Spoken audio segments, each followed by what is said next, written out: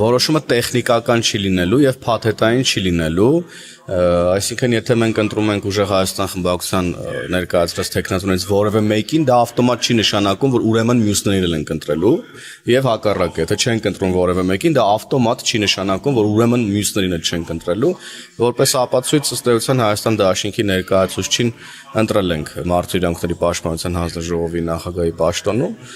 եւ այս տրամաբանությամբ էլ կշարունակենք առաջ ապահովելու ազգային ժողովի աշխատանքների բնականon ընթացքը եւ հնարավորինս արագ ձևավորումը եւ քիչ ստրեսային ուրեմն ձևավորումը նաեւ ազգային ժողովի հաշվի առնելով 8-րդ գումարման ազգային ժողովի փորձը նաեւ ամեն բան անելու ենք որ այս ազգային ժողովը ավելի բովանդակային լինի եւ ծառայի մեր ժողովրդին։ Ըստ էության դուք տեսաք ինչ երկար քննարկումներ տեղի ունեցան յուրաքանչյուր տեխնացուի վերաբերյալ մեր ֆրակցիայի падգամավորները հնչեցրել են թե քաղաքական թե մասնագիտական հարցեր ուրեմն ընդդիմադիր ֆրակցիայի ներկայացրած տեխնացուներին ստացել են պատասխաններ, որոնք մեզ չեն գոհացրել եւ խմբակցությունը որոշում է կայացրել առաջին փուլում չընտրել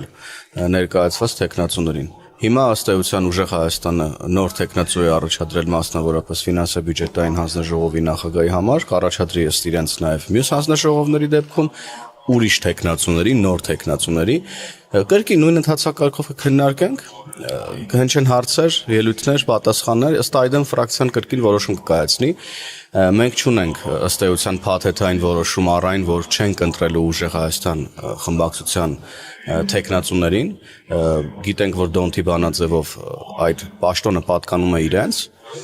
եւ հետեւաբար կլսենք մյուս տեխնացուներին ու կկայացնենք որոշում, եթե գոհացնեն պատասխանները, ապա մեր ընտրությունը կլինի դրական։ Չեն գոհացնի, կրկին կլինի բացասական։